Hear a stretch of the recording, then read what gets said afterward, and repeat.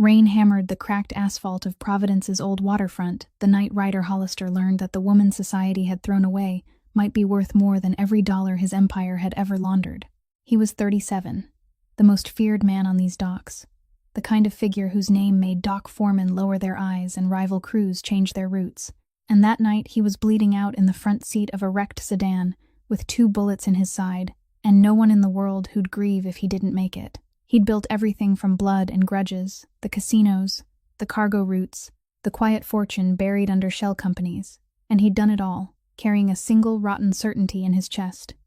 that his mother had walked out on him when he was 12 and left him to rot in a state home. He hated her the way other men loved God, completely and without question. So when a heavy-set young woman in a soaked thrift store coat dragged his half-dead body out of the rain and into a rusted van that smelled of cold soup and motor oil, he didn't see a savior. He saw June Calloway, 27, homeless, the kind of person the well-dressed crowd at his casinos would have stepped around without a second glance, too poor, too plain, too forgettable to matter. She'd been a nursing student once, before her mother's illness swallowed every dollar and every door she'd ever had, before the medical debt and the eviction notice left her sleeping in a van by the water. But her hands still remembered how to stop bleeding, and her heart had never learned how to walk past a dying man. She stitched him up, kept him warm, and asked for nothing, and that nothing unsettled him more than any threat ever had. When he finally stood, healed and suspicious, and unable to understand why a stranger would save a monster,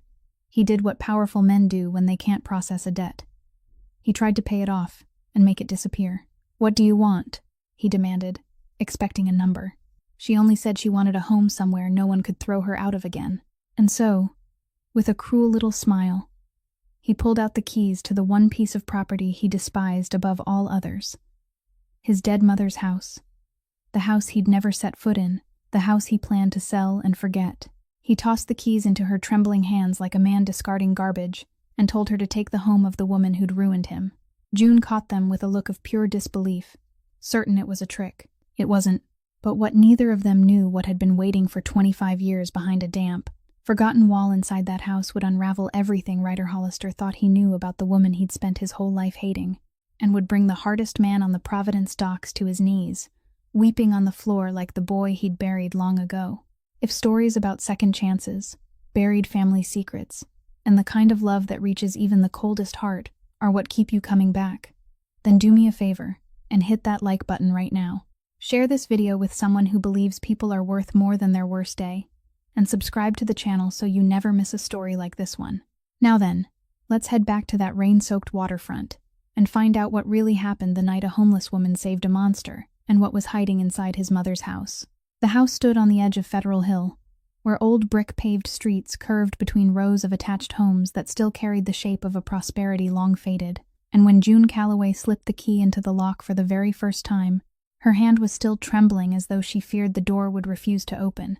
as though all of this were only some cruel joke she didn't deserve to keep. The lock was stiff from too many years without anyone touching it. But at last it turned with a dry, scraping cry, and the heavy wooden door opened onto a still pocket of darkness, breathing into her face the damp smell of mildew mixed with old wood, the dust of time, and something faintly sweet, like dried flowers left forgotten in a vase for many years. She stood on the threshold for a long while, not daring to step inside right away, because after all those months of sleeping curled up in the van by the waterfront, after all those nights being startled awake by the knocking of people who didn't like her, a real roof with 4 walls and a door that could be locked from the inside felt so extravagant it almost didn't seem real. June stepped in, and the weak light from the curtained window slipped through the dust hanging in the air, revealing a living room that time had left behind, where every piece of furniture had been covered beneath white cloths, yellowed with age, standing silent like gentle ghosts asleep. She tugged lightly at one cloth, and beneath it appeared an old velvet armchair, its arms worn thin but still giving off the warmth of a place where someone had once sat reading for hours. And June suddenly realized this house wasn't cold in the way abandoned places are cold, but cold in the way a place is when it had once been loved, and then suddenly left behind. On the mantel, a row of picture frames had been laid face down, all of them turned away from the room as though someone, in some moment of pain, had no longer had the strength to look at the faces inside. And June didn't turn them over, not because she lacked curiosity, but because some tender instinct told her there were sorrows that shouldn't be touched too soon by a stranger. She set the thin cloth bag that held everything she owned down on the creaking wooden floor,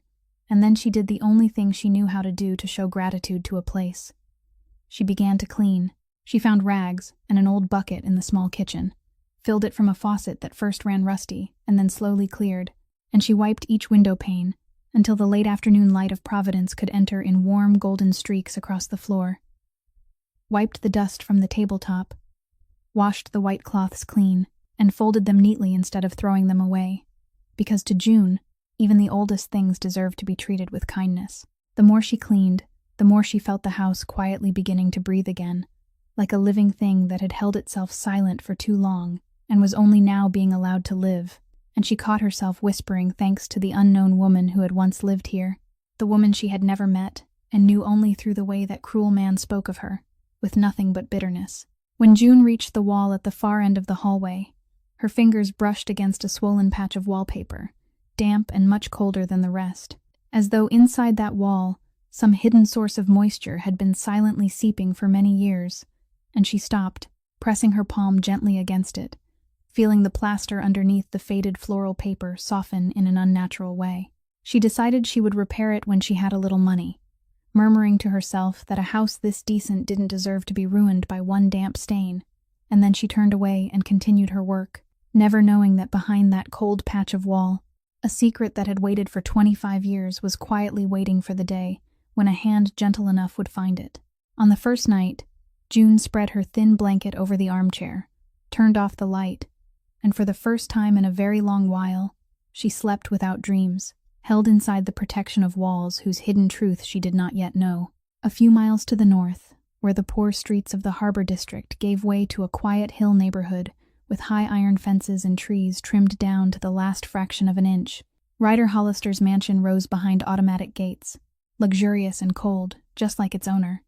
a place with more rooms than the number of people he had ever allowed to step inside. Ryder sat in the study on the second floor, his shirt unbuttoned to reveal the bandage wrapped around his ribs, a glass of hard liquor set beside him and still untouched, and he stared through the glass door into the Providence night with the expression of a man who couldn't digest something that had just happened to him. For many years, he had grown used to a world that operated by simple rules, where every favor had a price, every kindness hid a calculation, and every person he met wanted something from him. And yet the woman in that rusted van had asked for nothing at all. It was that very lack of asking that lodged inside his mind like a splinter he couldn't pull free. There was a soft, steady knock at the door, and then Silas Vance stepped in, the man who had stood beside Ryder for more than 10 years, neat in a dark suit, his face so composed that it almost never revealed anything, a thin file held in his hand. Silas placed the file on the desk and reported in a low, even voice that the woman's name was June Calloway, 27 years old, once a nursing student before dropping out halfway through, no criminal record, no connection to any gang, just a homeless woman barely surviving in the harbor district after losing her home because of the medical debt left behind by her dead mother. Nothing more and nothing less. Ryder listened without turning around, his finger tapping lightly against the arm of his chair, and he asked whether there was any chance she had been planted by someone, whether her appearing in the right place at the right time that night could have been arranged, because in his world, coincidence was a luxury only the naive dared to believe in. Silas remained silent for a moment longer than necessary, then answered that according to what they had uncovered, she was completely clean, just someone who happened to be there. But as he said those words, Silas's eyes flicked briefly toward the file, then lifted to Ryder with a look that was very hard to read, something caught between caution and a calculation hidden so carefully that even Ryder, who was used to reading people, couldn't catch it. Ryder said that clean or not, he still wanted his people to keep an eye on her, to watch from a distance, to record whom she met, where she went, and whom she talked to, because a living witness to the night he had nearly died was a loose thread he couldn't leave dangling. Silas nodded and accepted the order, promising to assign men to watch the house in Federal Hill without letting her know. Before Silas withdrew, Ryder asked one more question, his voice trying to sound indifferent but unable to hide the tension beneath it, asking whether Beckett had made any recent moves, and the moment that name was spoken, the air in the room seemed to thicken, because Beckett Hollister, the cousin who had always hungered for his chair, Was the shadow rider had never truly stopped watching. Silas replied that Beckett had remained unusually quiet since the ambush, and Ryder let out a faint, cold laugh, saying Beckett's silence was more dangerous than gunfire, then signaled for Silas to leave. When the door closed, Ryder sat alone in the darkness, one hand unconsciously pressing against the wound at his ribs, and strangely, what kept him restless that night wasn't the person who had wanted him dead, but the image of a poor woman who had saved him and then asked for nothing. An image that clung tighter the harder he tried to push it away, as though it had come from a world he had forgotten had ever existed. The first days in the house on Federal Hill passed for June like a dream she was always afraid she would wake from, and to keep her hands from trembling under the weight of that almost impossible good fortune, she filled them with work, sweeping every corner, arranging the old belongings, and each morning walking to the small market at the end of the street to buy a little bread and some cheap vegetables, with the few dollars she earned from washing dishes for a diner near the harbor. It was during those walks that June slowly came to know the neighborhood. The old flower seller who always pressed a wilted stem into her hand without taking any money, the elderly shoe repairman who greeted her with a nod every morning,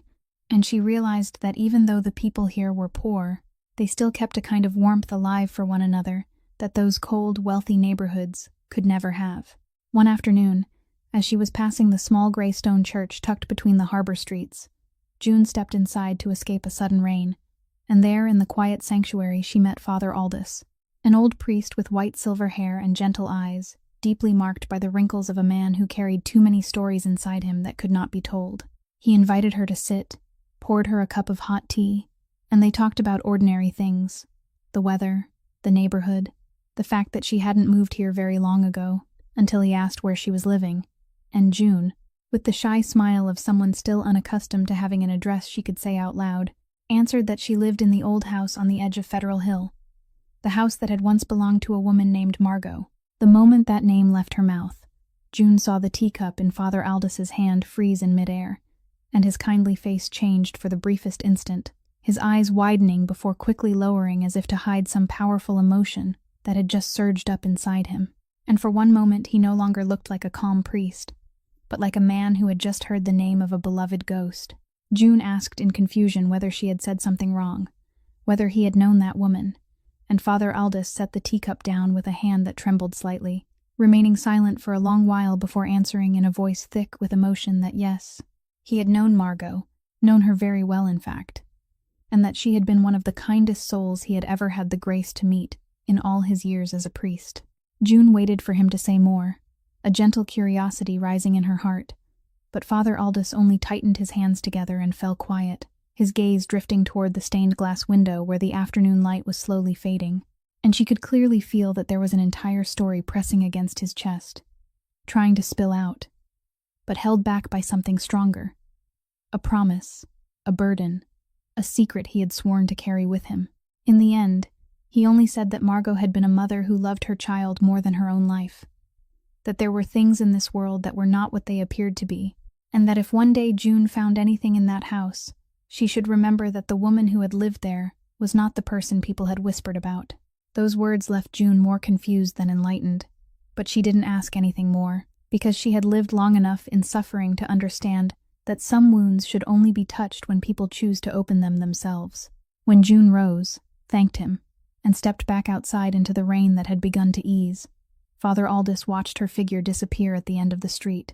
then turned back inside, knelt before the altar, and for the first time in many years, he prayed not for the dead, but for the woman who had just entered that house, praying that she would be gentle enough and brave enough to bear the truth he had promised he would never be the one to speak. Father Aldous' veiled words followed June all the way back to the house and stayed in her mind for several nights, making it impossible for her to forget the damp wall at the end of the hallway, that cold, swollen patch her fingers had touched on the first day, and on one rainy afternoon, when she couldn't go wash dishes for hire, June decided to begin repairing it. Not exactly because the house needed fixing, but because some urge she couldn't name kept pulling her back toward that wall. She took the dull knife from the kitchen and gently pried at the peeling wallpaper, and when the faded floral paper fell away, what appeared beneath it wasn't the seamless plaster she had imagined, but a squared seam far too even to be natural, as though someone had once cut out a section of the wall, and then plastered it back in clumsily and in a hurry. June's heart began to beat faster. She pressed her palm against that patch of plaster and felt that it was hollow inside. And with a trembling made of both fear and instinct, she used the knife handle to tap against it, hearing the empty sound that confirmed what she had just guessed, that behind this wall there was a hidden space. She pried away the soft plaster piece by piece, lime dust scattering down onto the wooden floor, and when the hole was wide enough, June reached into that cold darkness, her fingers touching the icy metal surface of a box, and she pulled it out with both hands. An old tin box covered in dust and streaks of rust, far heavier than it looked, heavy in the way only things that hold an entire human life can be heavy. June sat down on the floor in the dimming house, set the box in her lap, and for a long while she only looked at it, not daring to open it, because she had the feeling that the moment she lifted that lid, something in this house, and perhaps in her own life as well, would change forever. At last, she drew in a deep breath and snapped open the rusted latch. The lid rose with a soft creak, and inside, arranged with heartbreaking care, was a whole treasury of memory. Stacks of yellowed envelopes tied with faded ribbons, a worn brown leather notebook that June guessed was a diary, and on top of everything, several black and white photographs stained by time. June lifted the top photograph with trembling fingers, and from within the frame, a young woman smiled back at her, a gentle face with faintly sorrowful eyes, holding in her arms a little boy of only a few years old, with dark hair and eyes that seemed strangely familiar to June, eyes she felt she had seen somewhere before. Cold and fierce even when he was still a child. She turned through the photographs one by one and saw that boy growing older through the years, and then suddenly the picture stopped when he seemed about 12 years old, as though after that, the woman had never again been given the chance to take another picture. And that abrupt break sent a chill running down June's spine. She set the photographs aside and took up the stack of letters, slipping the top one free from the ribbon, and beneath the yellow glow of the only lamp in the room, she opened the envelope that had grown brittle with age, drew out the carefully folded paper inside, and when she unfolded it, June saw the first line written in the soft, slanting handwriting of a woman, a line that caught the breath in her throat. To writer from mother. June read those 4 words again and again, her heart pounding as the truth began to reveal its first faint edges, because that name Ryder was one she knew too well. It was the name of the ruthless man who had thrown these keys into her hand as though he were throwing away trash, the man who hated his mother down to the bone, and now in her hands was a letter that mother had written to the very son who had abandoned her. A letter that had never been sent, lying still in the dark for 25 years as it waited for someone to find it. And June, with ice-cold hands and eyes already blurred with tears, knew she had just touched the beginning of something far larger than herself. June hadn't even had time to finish reading the first letter when the low, heavy rumble of an expensive car stopped in front of the house, and through the gap in the curtains, she saw the familiar tall figure of the man who had given her those keys step out, making her heart tighten in panic. In an instant, she hurriedly shoved the tin box and the stack of letters back into the hollow space in the wall, pulled the old cloth over it for the moment, then rushed into the living room, trying to steady herself, just as Ryder Hollister pushed the door open without bothering to knock, because in his mind, this was still his property, and she was nothing more than someone he had granted a place to hide as an act of charity. Ryder stepped in with his usual coldness, both hands tucked into the pockets of his dark coat, and told himself that he had only come by to remind her of her place and ensure she wasn't using his name out on the docks. A rigid excuse that sounded so reasonable even he could almost believe it, though deep inside he knew perfectly well that for days now, the image of this woman who asked for nothing had been haunting his mind in such an irritating way that he had been forced to come here himself just to drive it away. But when his eyes swept across the room, something inside him faltered, because the house he had always imagined as a filthy place taken over by a homeless woman was now so clean and warm it felt unfamiliar. The windows clear enough to let the afternoon light drift in, the wooden floor polished from careful wiping, the furniture covers folded neatly into orderly stacks in the corner instead of being tossed around, and the whole house giving off a kind of warmth that he, its lawful owner, had never once felt. Ryder stood motionless in the middle of the room, and confusion showed in his eyes no matter how hard he tried to hide it, because he had prepared himself to despise her, to find an excuse to throw her out. And yet what he saw was proof of a respect he couldn't understand. A person so poor, she had nothing still cherishing the very place he had treated like trash to be gotten rid of. June stood close to the wall, her hands clenched tightly together, trying not to let her gaze slide toward the end of the hallway where the secret had just been hastily hidden, and she softly asked what he needed, her voice trembling but not pleading, only guarded in the way of someone who knew she was standing before a dangerous man. Ryder didn't answer right away. He stepped one pace closer, his cold, sharp eyes studying her face as though searching for some sign of deceit or calculation, and he asked why she bothered cleaning a house that wasn't hers so carefully, why someone who had nothing would waste her effort taking care of something that could be taken away from her at any moment. And June lifted her eyes to meet his directly, answering softly that it was because this was the first place in a very long time that had given her a roof over her head, and a place that treated her kindly deserved to be treated kindly in return, whether it belonged to her or not. That answer struck Ryder silent, a strange feeling cutting through his chest, because that was exactly the kind of thinking the world he lived in would never tolerate, and for one moment he looked at her no longer as a contemptible homeless woman, but as a creature from another world. A world he had lost a very long time ago. The tension between them loosened in silence, not into friendliness, but into something that didn't yet have a name, a fragile thread just beginning to connect two people standing at opposite ends of life, and Ryder suddenly turned toward the door as if fleeing from that very feeling, leaving behind only a curt remark that he would come back, before the door slammed shut behind him. June leaned against the wall and breathed out in relief, her heart still pounding wildly, and she glanced toward the end of the hallway where the mother's letter was still waiting, her mind tangled around a question she didn't yet dare to answer, whether she should tell that ruthless man about what she had just found. That night, after making sure the sound of Ryder's car engine had completely dissolved into the Providence darkness, June returned to the wall at the end of the hallway, took the tin box out from its hiding place, and this time she didn't open the letters, but instead picked up the brown leather journal, sat down beside the yellowing lamp, and turned through each page made brittle by the years, because she had a feeling that in order to understand those letters, she first had to understand the woman who had written them. The first pages of the journal belonged to a young mother overflowing with happiness, writing about her little son named Ryder, about his laughter, about the way he clung to the hem of her skirt every morning, and June read with a smile through her tears, because it was hard to believe that the child so deeply loved in these lines was the same cold man who had left the house only a few hours earlier.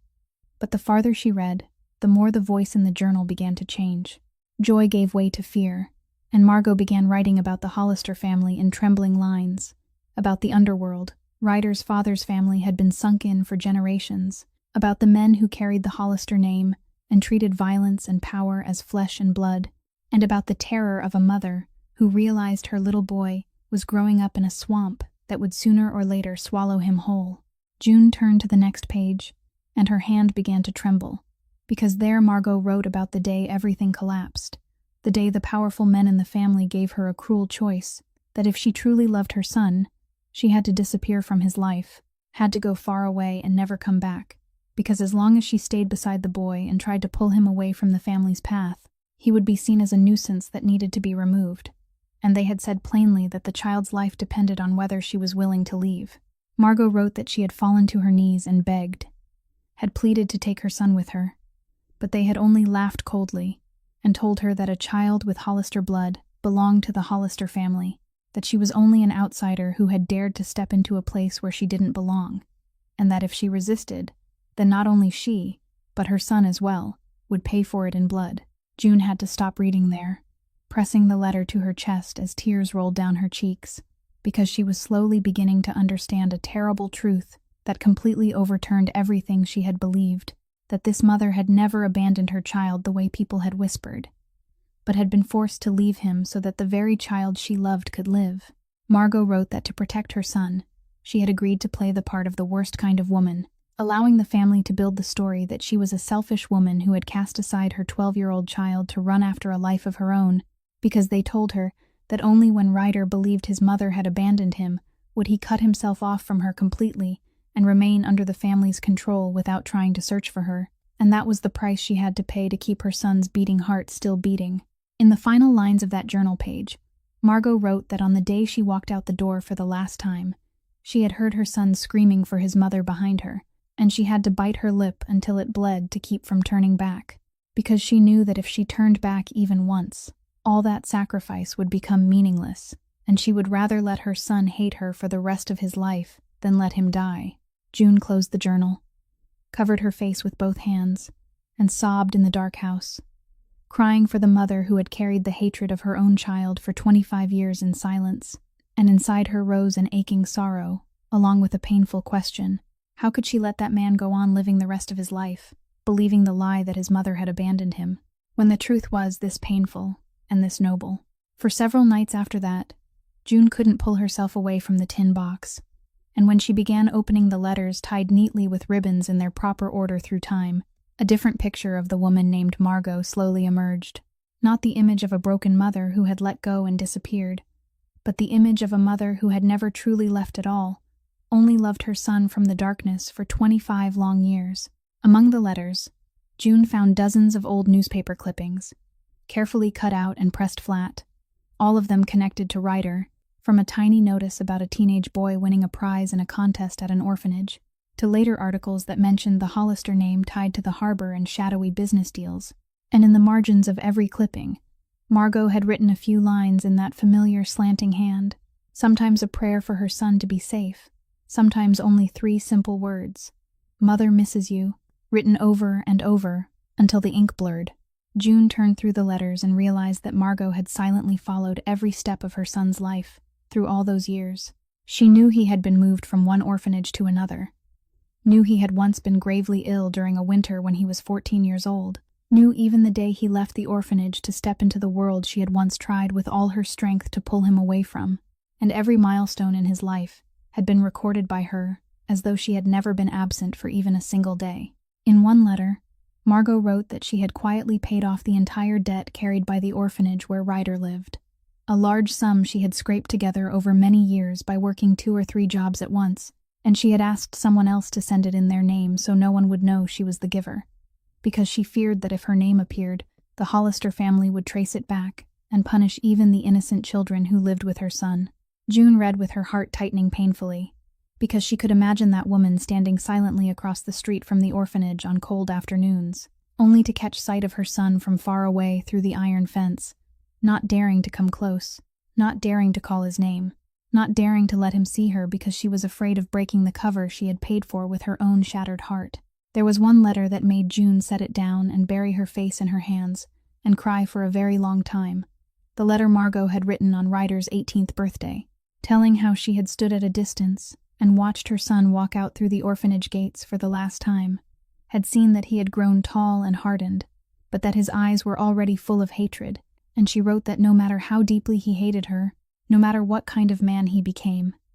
in her heart he would always be the little boy who once clung to the hem of her skirt every morning, and she would rather endure her son's hatred than let him learn the truth and rush into revenge against the family, only to lose his life. June sat in the house, swallowed by darkness, surrounded by letters spread around her like the broken pieces of a mother's heart, and she understood that all this enormous love, all these 25 years, had been hidden behind a damp wall, while the one person who most deserved to know about it was living out there with a heart hardened by hatred. It was in that moment that a resolve began to form inside June,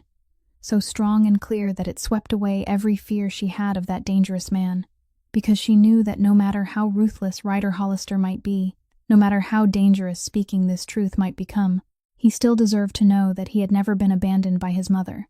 that he had been loved his entire life by someone who had sacrificed everything for him,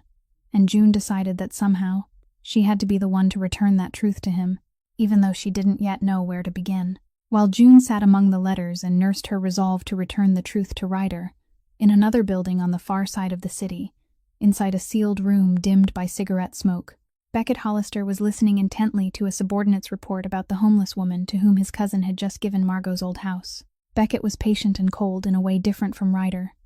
a snake hidden in the grass and waiting for its moment rather than a tiger showing off its strength, and for many years he had quietly fed his ambition to seize the seat at the head of the family, waiting only for Ryder to reveal an opening, so he could strike the decisive blow. When he heard that Ryder had given away the house of his late mother, a piece of property the entire family knew he despised and wanted to wipe clean from his life, Beckett frowned, because a reckless decision like that didn't seem like Ryder at all, and the instinct of a schemer warned him that the house wasn't simply an old pile of brick and plaster. Beckett knew something Ryder didn't. That many years earlier, before Margot had been forced to leave, she had been an intelligent and careful woman, and within the family there had long lingered an old fear that she had kept evidence somewhere of the family's crimes, things powerful enough to sink the entire Hollister empire if they ever came to light. And now that her house had fallen into the hands of an outsider, that fear suddenly came alive in Beckett's mind like a hungry beast. He ordered his men to find out whether the woman named June Calloway had discovered anything in the house, whether she had searched through it or made any repairs,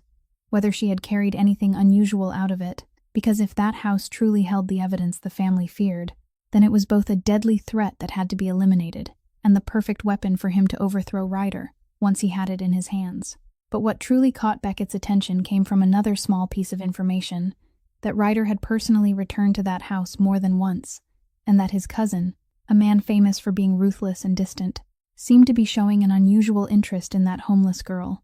And Beckett's lips curved into a sinister smile, because he understood that when a man like Ryder began to soften for another human being, that was the first fatal weakness he had exposed after all these years, a crack Beckett could push his hand into and tear wide open. To make certain, Beckett invited Silas Vance to meet him privately, and during that discreet conversation, he studied Ryder's right-hand man through indirect questions, testing to see whether Silas's loyalty could be shaken, and Silas sat there with his usual composed face, answering with measured words, showing just the right amount of hesitation, revealing only enough of a flicker of uncertainty to make Beckett believe he was slowly drawing a valuable ally out from the heart of the enemy. But no one in that room, not even Beckett, who was so proud of his ability to read people, realized that Silas's appearance of wavering had been calculated down to the smallest detail, a refined performance concealing designs far deeper than anything Beckett dared imagine. When Silas left that smoke-dimmed room, his face still betrayed no emotion, and Beckett remained seated alone, satisfied in the belief that every chess piece was slowly moving into the position he wanted, never knowing that in this game, he too was only a piece in the hands of someone else, and that the life of the homeless girl sitting in the dark house reading letters had now officially been placed on the scales of men who were willing to kill in order to seize power. Just as he had said before leaving, Ryder returned to the house on Federal Hill a few days later, this time late in the evening while a fine rain brushed against the windows, and once again he lied to himself with the excuse of checking on his property, though both of them silently understood that it wasn't the real reason. This time, June didn't panic the way she had before. She only quietly poured him a cup of hot tea and set it down in front of him with steady hands, a gesture so simple it made Ryder go still, because it had been far too long since anyone had treated him like an ordinary human being, instead of a boss who needed to be flattered or a danger that needed to be feared. He sat down in the old armchair, the warm tea steaming between his hardened hands, and in the stillness of the house that had once belonged to the mother he hated, something in Ryder's cold armor began to crack without him even knowing it. June sat across from him, keeping a careful distance, and they spoke in scattered sentences, about the rain, about the house, about harmless little things, until June softly asked him about his childhood, a question she released cautiously, as though touching a wound she already knew was real. Ryder stayed silent for a very long time, his gaze drifting toward some imagined fire in the past, and then, in a low, hoarse voice so different from his usual sharp coldness, he said that when he was 12 years old, his mother had left him behind and disappeared without a word of goodbye, leaving him in an orphanage where he learned that no one in this world stayed for him, that love was only a luxury for naive people who hadn't yet been taught by life, and that from that day on he had built a wall around himself that no one could cross. June listened, with her heart feeling as though it were being crushed, because she was holding the truth that his mother had never abandoned him, that every night she had silently wept for him, that even now the letters proving her love were lying only a few steps from where he sat behind the wall, and his painful confession about the loneliness of being 12 years old made tears rise to her eyes. Before her, she no longer saw a ruthless boss, but a boy left behind who had grown up inside hatred, and her heart filled with such fierce compassion that she could no longer remain silent. June leaned forward, her eyes shimmering, and said softly that there were things about his mother he might never have known, that everything might not be the way he had believed all these years, and that she had found something in this house he needed to see. Ryder's head snapped up, his eyes suddenly sharpening with caution at her veiled words, and at the exact moment June was about to continue, about to lead him toward the wall at the end of the hallway, The phone in Ryder's coat pocket rang harshly, tearing apart the fragile atmosphere that had just been woven between them. He pulled it out, listened to a few curt words from the other end of the line, and his face instantly returned to the frozen expression of a boss, every trace of weakness that had just begun to show vanishing without a mark. He stood and said there was urgent business he had to handle right away, his eyes sweeping over June one last time with something caught between suspicion and regret, and then he strode to the door and disappeared into the rain. June remained standing in the house, his cup of tea still warm on the table, and she pressed a hand to her chest, feeling both relieved and unbearably heavy, because the truth had risen all the way to her lips only to be swallowed back down, and she couldn't have known that this interrupted moment would be the final quiet pause before the real storm came crashing down upon both their lives. After Ryder left in such haste, June couldn't sleep, and a restless urge pulled her back to the tin box. This time, she turned all the way down to the bottom, a place she had never touched before,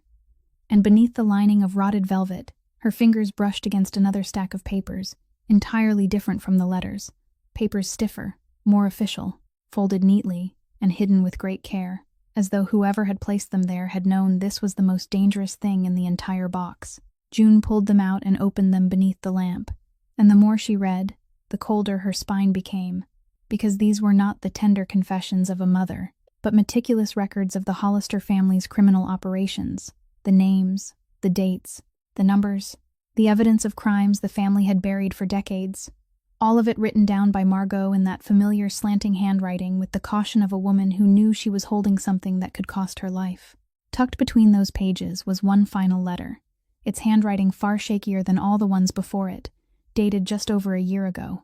And when June began to read, her heart seemed to stop beating, because in that letter, Margot wrote that after more than 20 years of living in silence to protect her son, she could no longer bear watching Ryder sink deeper and deeper into the very underworld she had sacrificed everything to pull him away from. Margot wrote that she had come to one final decision, that she would break the curse of silence, that she would make public all the evidence she had secretly gathered over the years, not to take revenge on the family, but to set her son free, to prove to the world and to Ryder himself that she had never abandoned him, and to tear her child out of the family's claws once and for all, even if it meant sacrificing her own safety. She wrote that she knew how dangerous this was, that the Hollister family would never let her live if they discovered what she intended to do, but she was ready to accept every risk, because to her, life no longer had any meaning if she had to live one more day watching her son become exactly the thing she had once feared. The letter stopped abruptly there, with no closing line, no farewell, as though the writer had been interrupted in the middle and had never again been given the chance to hold a pen, and June sat frozen, as each horrifying piece began to lock into place in her mind. She remembered the rumors people had whispered, that Margot Hollister had died of illness and loneliness more than a year earlier. A quiet death no one cared enough to notice. But now, with this final letter and the stack of evidence in her hands, a very different truth emerged with chilling clarity, that the woman hadn't died of sickness at all, but had been eliminated by the Hollister family at the exact moment she was preparing to reveal the truth to save her son, silenced forever just before she could free the boy she had loved more than her own life. June pressed the stack of papers to her chest, her whole body trembling, both terrified and painfully breathless, because she understood that what she held in her hands was not only a mother's love, but also evidence of a murder, the motive and the sentence for the people who had carried it out, and that the moment this truth came into the light, it would not only heal one heart, but also set fire to a bloody revenge. In the dark house, surrounded by letters and deadly pages spread around her, June realized that everything had now moved far beyond the simple act of giving Ryder the truth about his mother's love, because that mother had been murdered for this very truth, and anyone who held it was carrying a death sentence. And she tightened her grip around the papers, knowing she had just stepped into a dangerous place from which there was no turning back. June hadn't even had time to recover from the horrifying discovery when she heard glass shatter at the back door, sharp and sudden in the dead of night, and her whole body went cold as she realized she was no longer alone in the house. She hurriedly stuffed the papers and the letters back into the tin box, both hands shaking violently, and had only just managed to shut the lid when the shadows of two powerful men burst into the room, their faces hidden beneath dark hoods. June backed away, her heart pounding like a frantic drum, her mouth dry, and she bolted toward the front door, but a brutal hand seized her arm and yanked her back. She screamed, struggling wildly, her fingernails scraping against the leather jacket of the man holding her tight. But the strength of one young woman couldn't stand against two men trained to do things like this. A cold voice rang out from behind them, ordering them to find the box, and June understood at once that they had come for what she had just found, that somehow the person behind this had learned about the secret hidden inside the house. She was dragged into the middle of the room, a piece of cloth shoved into her mouth, her wrists tied hard in front of her, and through her tears she saw one man pour a liquid reeking of gasoline along the walls, over the old armchair, and across the very wooden floor she had polished with all her gratitude. June screamed through the gag when she realized what they meant to do. They meant to burn the house to erase the evidence, to reduce every proof to ashes along with her. A match flared in the darkness, and then the fire licked along the trail of gasoline, spreading with terrifying speed, catching the curtains, crawling up the walls, swallowing the room in an instant, until it became a roaring sea of flames. The two men dragged June toward the door, intending to take her with them, but in the chaos of smoke and fire, she fought so violently that she slipped from their grip and fell rolling onto the floor, and instead of crawling toward the door to save herself, her frantic eyes turned toward the end of the hallway where the tin box lay hidden. In that moment, June didn't think of her own life. She thought only of 25 years of a mother's love, of the final letter, of the truth that, if it burned, would leave no one in this world to know how much Margot had sacrificed, and she knew she couldn't let the fire steal that away. Thick smoke rushed into her lungs and made her cough until she choked. The heat struck her face with a burning sting, but June still dragged herself toward the hallway, her hands still bound as she tried to squeeze through the broken opening in the wall, using her own body as a shield. And with one desperate effort, she managed to pull the tin box out of the burning hollow. The flames had surrounded her on every side now, the beams overhead beginning to groan and crack, embers falling like rain, and June clutched the box to her chest with her tied hands, staggering as she searched for a way out through the dense black smoke that made it impossible to tell where the door was. She tripped and fell, her knees striking the scorching wooden floor, her lungs feeling as though they were about to burst from lack of air, and darkness began to close in around the edges of her vision, but she still didn't let go of the box, her arms tightening around it as if it were the only thing keeping her tied to life. Amid the roar of the fire and the collapse of pieces of ceiling, June felt her strength leaving her little by little, her consciousness flickering and drifting away, and in the final moment before darkness swallowed her whole, she had only enough time to think that she had kept the truth safe, that even if she died, Margot's love would still remain intact in her arms, and then her head sank down, her body collapsing in the middle of the sea of fire that was devouring the house that had once given her a home. The urgent call that night turned out to be nothing more than a petty trap meant to pull Ryder away from the house. But while he was on his way back after realizing he had been deceived, he received word from one of the men watching the place that the house on Federal Hill was on fire. And in the moment he heard those words, a feeling he had never known before seized his chest and nearly strangled him, a naked terror that wasn't for himself, but for another human being. Ryder slammed his foot down on the accelerator until the engine roared, the car tearing through the Providence night, and when he turned onto the familiar street, the scene before him made his heart feel as though it had dropped into an abyss. The house that had once belonged to his mother was now swallowed in a red blaze that lit up the whole neighborhood, black smoke rolling into the night sky, and tongues of fire licking outward through every broken window. He braked hard in the middle of the street, threw himself out of the car before it had even fully stopped, and without a second of hesitation, he shouted June's name, and rushed straight toward the house, screaming in flames. Despite the terrible heat surging back and forcing him away, a man who had once been used to ordering others to charge into death, a man who had lived his entire life without ever placing his own life in danger for anyone, now kicked open the burning front door himself, lifted an arm to shield his face, and plunged into the sea of fire without calculating the price he would have to pay. Inside was a hell of smoke and heat, visibility almost gone, every breath like swallowing burning coal, and Ryder shouted June's name through the roar of the flames, staggering along the collapsing walls, his eyes stinging and streaming, his lungs burning raw. But he didn't retreat even half a step. He tripped over a fallen beam, went down, struggled back up, and in that desperate moment, he saw her. A small figure collapsed at the end of the hallway among embers falling like rain, her hands still clutching something tightly against her chest even though she was unconscious. Ryder lunged forward, dropped to his knees beside her, and when he saw June's face smeared with black smoke and motionless, something inside him shattered. He called her name in a hoarse voice that sounded almost like begging, a sound he had never heard coming from himself before. He slipped his arms under her and lifted her, feeling her body limp and fragile in his embrace, and he realized that her wrists were tied, her fingernails still locked around the scorched tin box so tightly that even after passing out,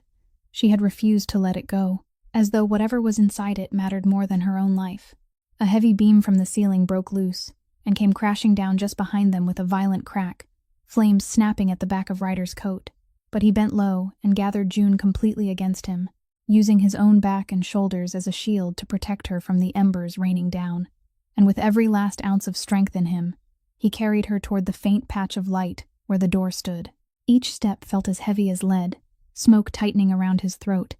the whole house groaning as though it were about to collapse over his head. But Ryder only held her tighter to his chest and kept moving, because in that moment, nothing in the world mattered more than getting this woman out alive. When at last he broke through the curtain of fire at the threshold and staggered out onto the grass wet with night mist, he held June tightly in his arms, coughing violently, the back of his coat burned and smoking, and he laid her down on the grass, bending over her and shaking her as he called to her in desperation. For the first time in his life, the most ruthless man on the Providence waterfront begged heaven and earth for another life to keep beating, a life he now realized had become more precious to him than his own. June woke in a stark white hospital room, her throat burning raw and both wrists wrapped in bandages, and the first thing she did when she managed to open her eyes was search for the box in panic, until she saw it sitting on the small table beside the bed, scorched and warped but still intact, and beside the bed sat Ryder, his face drawn with exhaustion, both hands bandaged from burns, his eyes bloodshot from smoke and from an entire sleepless night. He hadn't left her side since bringing her to the hospital, and when he saw her wake, an indescribable flicker of relief crossed his hardened face. But June didn't speak about the fire, didn't speak about the men who had taken her. She only reached her trembling hand toward the box and pushed it gently toward Ryder, then said in a hoarse voice that there were things inside it he needed to read, that she had nearly died to keep them safe for him, and that he deserved to know the truth about the mother he had hated his entire life. Ryder looked at the scorched box for a long while, with suspicion and a vague fear, then picked it up with his bandaged hands. And that night, after June had fallen asleep under the weight of the medicine, he carried the box back to his empty room, set it on the desk beneath the only lamp, and sat facing it, as though facing something he had both feared and longed for all his life. He opened the lid, and when he saw the slanting handwriting on the first letter with the words, "To Ryder from Mother," his hand froze, because it was handwriting he had thought he'd forgotten, only to realize it was still carved deep into the memory of his childhood. Ryder read the first letter, then the second, and then kept reading in absolute silence, and every line cut like a blade into the 25 years of hatred he had built, because inside those letters there was no mother who had abandoned her child, only a mother torn apart, forced to leave in order to keep her son alive, a mother who had fallen to her knees and begged to take her child with her and had been refused. He read about the newspaper clippings she had kept, about the orphanage debt she had quietly paid, about the afternoons when she had stood silently across the street just to look at him from afar, and each detail peeled away another layer of the wall he had built around his heart, revealing beneath it the 12-year-old boy still screaming for his mother, the boy he had thought he had buried long ago. When Ryder reached the final letter, the one written in a trembling hand and dated just over a year before, he read that his mother had decided to break the silence to save him from the underworld, even if it cost her life. And when he came to the final lines where she wrote that no matter how much he hated her, he would always be the little boy who once clung to the hem of her skirt every morning, that the only thing she begged of this world was for him to live, and to live well, something inside Ryder's chest shattered completely. The man who hadn't shed a single tear in more than 20 years, the man feared by the entire Providence waterfront, slowly slipped from the chair and collapsed to his knees on the cold floor, the letter trembling in his bandaged hands. And then he began to cry, a sob breaking loose from the deepest place in a soul that had been frozen for far too long, the cry of a son who had just realized he had spent his whole life hating the one person who had loved him most in the world. He clutched the letters tightly to his chest, bowed his head to the floor, and cried for the mother he hadn't been able to hold one last time, cried for the 25 years stolen by a lie, cried for all the nights she had wept silently for him while he cursed her name. And in that silent room, the most ruthless boss in Providence was finally nothing more than an orphaned son calling for his mother in vain. When his tears finally ran dry, Ryder rose from the floor with an entirely different man inside him, grief forged into a resolve as cold as steel. And the first question tearing through his mind was how the men who attacked June had known exactly about the box in that house, how they had known about something even he himself had not known existed. Because only a handful of people in the world knew that he had given the house to her and had someone watching her. He began tracing every link backward, and the deeper he investigated, the more he uncovered a truth that chilled him to the bone, that every piece of information about June, about the house, about his own schedule on the night of the ambush, had all passed through one single hand, the hand of the man he had trusted most for more than 10 years. Ryder summoned a few of his most loyal men outside Silas's circle of control, and quietly checked every detail of the night he had been shot at the harbor. And piece by piece, the fragments came together into a complete portrait of betrayal, because it was Silas who had arranged the route that night.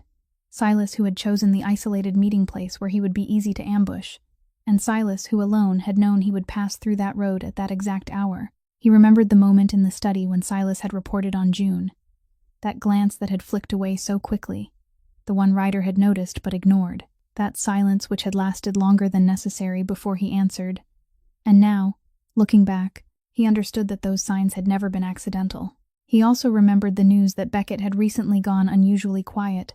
and everything became clear with brutal precision, that Beckett's silence hadn't meant he was retreating, but that he already had an eye and a hand planted right beside Ryder, a perfect insider Ryder had nurtured and trusted with his own life. Ryder summoned Silas to meet him privately in the dark room, and when the man stepped inside with his usual composed face, still wearing the look of loyalty that had fooled him for all those years, Ryder didn't shout and didn't swing his fist. He only placed on the table the evidence he had gathered, piece by piece, and watched. Silas looked down at the things on the table, and for one very long moment, that calm mask did not collapse, but he did not bother denying it either, because both men in that room understood that the game was over.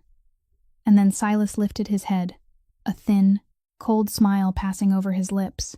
admitting the truth not with a confession, but with the very silence that refused to deny it. He said quietly that loyalty was a luxury only men without ambition could afford to keep, that he had stood in Ryder's shadow for too long, doing all the dirty work while never being allowed to sit in the chair at the top, and that when Beckett came to him with an offer, he had simply chosen what he deserved. Silas added coldly that the ambush that night should have ended Ryder cleanly, if not for a homeless girl cutting in and ruining everything, and because of her, every plan afterward had to change. Those words made Ryder understand that June had not once, but twice, stood between him and the death laid out by the very man he had trusted most. Ryder stood motionless, looking at the man who had once been his right hand, and inside him there was no longer a burst of rage, only a deadly coldness, because now he knew the entire web of betrayal closing around him, knew Beckett was behind it and Silas was planted inside it, and he understood that to avenge his mother and protect June, he would have to face both of them at once. But this time, he held the weapon they had never expected, the very evidence his mother had traded her life to keep safe. Ryder didn't act rashly like a betrayed man desperate for immediate revenge, because he understood that in his world, one poorly calculated strike would only get him killed, and instead he spent many days preparing in silence, letting Silas believe he still hadn't been fully exposed, while quietly gathering the men who remained loyal and rearranging every piece on the board. He knew that power in the Hollister family did not rest in his hands alone, but was divided among a council of the heads of the different branches, old and suspicious men who ran the underground empire according to unwritten rules that had existed for generations, and that to bring Beckett and Silas down decisively, he couldn't simply kill them in the dark. He had to expose their crimes before that very council, so the sentence would be handed down according to the laws of the world they all obeyed. Ryder called a closed meeting of the council at an old warehouse by the harbor, a neutral place where, by tradition, no one was allowed to carry weapons or provoke violence. And when all the heads had gathered around the long table under the dim lights, he walked in with Beckett and Silas, both of whom still believed this was an ordinary meeting about dividing territory again. He began not with accusations, but by quietly placing on the table the pages his mother had collected, Meticulous evidence of the operations Beckett had been secretly carrying out behind the council's back, the money he had embezzled, the agreements he had signed in secret with rival gangs to strengthen his own power. All of it laying bare a man who had betrayed not only Ryder but also the most sacred principles of the family. The entire council sank into a heavy silence as each sheet of paper was passed from hand to hand, and Beckett's face slowly turned pale as he realized the trap was closing around him. He tried to deny it loudly, tried to accuse Ryder of fabricating the evidence, but the numbers and the names on those pages were too detailed and matched too closely with the things the council members themselves had quietly suspected for a long time to be dismissed as false. Then Ryder turned to Silas, and in a voice calm enough to be terrifying, he laid out proof of the collusion between his own right-hand man and Beckett, proof of the staged ambush, proof of the fire set at the house to eliminate an innocent witness. And this time, even Silas's seasoned composure couldn't save him, because in the underworld there was no crime heavier than a trusted man selling out his own master. Ryder did not pretend to be noble or merciful in that moment. His eyes were still cold and sharp as knives. His voice still carried the full cruelty that had made his name, because he was not standing there as a man completely redeemed, but still as a boss reclaiming what belonged to him and avenging the dead. And it was that familiar coldness that made the council trust him and side with him. When the silent votes were exchanged through quiet nods around the table, the balance of power had tilted completely toward Ryder. Beckett and Silas were stripped of every position on the spot, abandoned with cold indifference by the very men who had been their allies only moments before, and their fate was decided according to the same brutal law they had once used to climb upward. Ryder rose in the room that was now entirely under his control, watched as the two traitors were escorted away into the darkness, and knew that he had just taken back not only the seat of power, but also the chance to complete the very thing his mother had sacrificed everything to pursue. Even though the full price for all of this had still not yet been paid, Beckett and Silas vanished from Providence in the way traitors in the underworld always vanished, quietly and without a trace, judged by the harsh laws both of them had once served. And Ryder didn't need to say clearly what had happened to them, because the silence that settled over their names said everything. A purge carried out beyond the reach of the law, and inside the darkness where the Hollister family enforced its own justice. But when the final revenge had cooled, and the man who had ordered his mother killed had paid the price, Ryder didn't feel victory the way he had once imagined throughout all those years of hatred. He felt only a vast emptiness, because punishing the guilty couldn't bring his mother back, couldn't return the 25 stolen years, couldn't erase the curses he had poured onto her name while she had loved him from the dark. Standing at the height of power he had just reclaimed through blood and strategy, Ryder realized that this underground empire was the very thing that had killed his mother, the very swamp she had sacrificed everything to pull him out of, and that if he continued sitting in that chair, he would forever betray the last thing she had prayed for, that he would live, and live well. And so the man who had once built his entire life on violence and power began doing something no one in his world had ever dared to imagine. He quietly dismantled the empire from within, transferring the parts that could be transferred, closing the darkest lines, withdrawing from the shadows step by careful step with the caution of a man who knew that letting go of power was no less dangerous than seizing it. He used the immense fortune accumulated over all those years, the blood-stained money he now wanted to cleanse in another sense, to establish a housing foundation for the homeless people of Providence, a place to shelter those cast aside by society the way June had once been cast aside. And he named it the Margot House, so that the name he had hated his whole life would now be carved onto a place of kindness and protection. June, after recovering from the wounds of the night of the fire, was the person he trusted to run that foundation, because no one understood better than she did what it felt like to sleep curled up in the cold with no roof overhead, and no one knew how to give sincere kindness better than the woman who had once cleaned a house that wasn't hers with all the gratitude in her heart.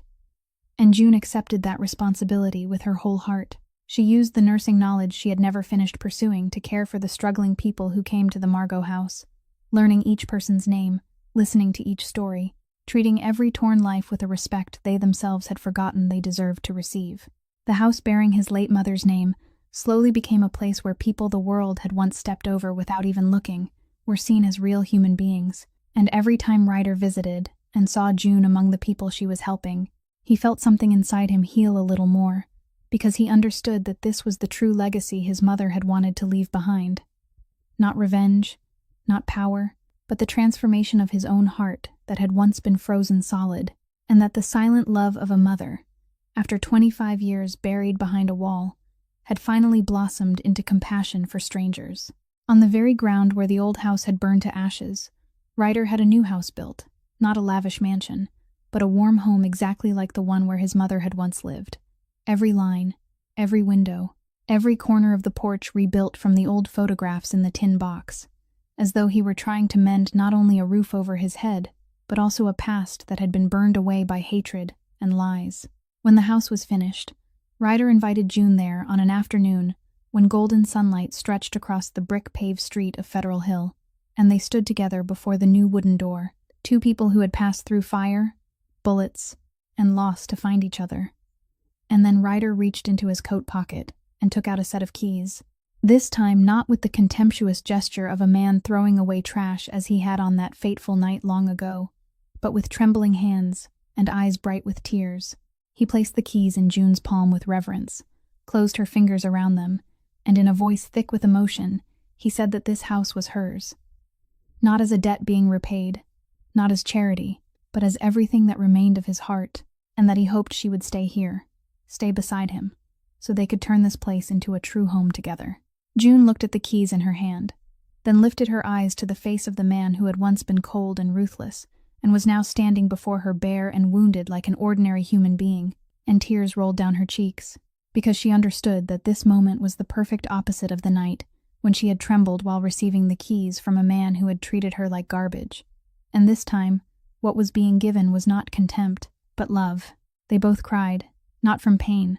but from a deep relief, because two broken souls had finally found a place where they could heal, and they held each other before the threshold of the house that carried the spirit of the mother who had sacrificed everything, the mother he no longer hated, but only loved and thanked beyond measure. People would later still tell the story of the most ruthless boss on the Providence waterfront, the man who had once thrown a set of keys into the hand of a homeless girl as though throwing away a piece of trash, but no one knew that those very keys had opened the final and darkest room in his heart, the room where, for 25 years, a mother had quietly waited for her son to come home. And this story, ladies and gentlemen,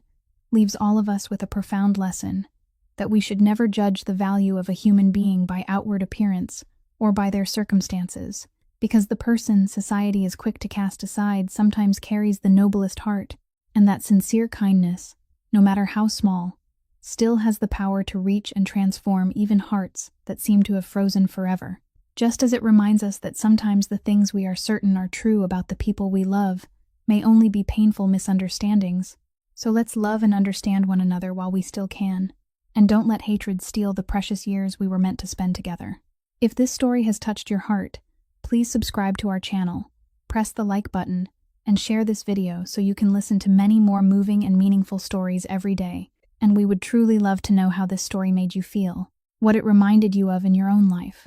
whether you have ever met someone who was misjudged or experienced some misunderstanding with a loved one. So please leave a comment and share the feelings from deep within your heart, because we always cherish the chance to listen to every story and every feeling you carry. Thank you for taking the time to listen until the very last moment, and we sincerely wish everyone watching this video strong health, a joyful life, peace, serenity, and love-filled days. Goodbye, and we'll see you again in the next video.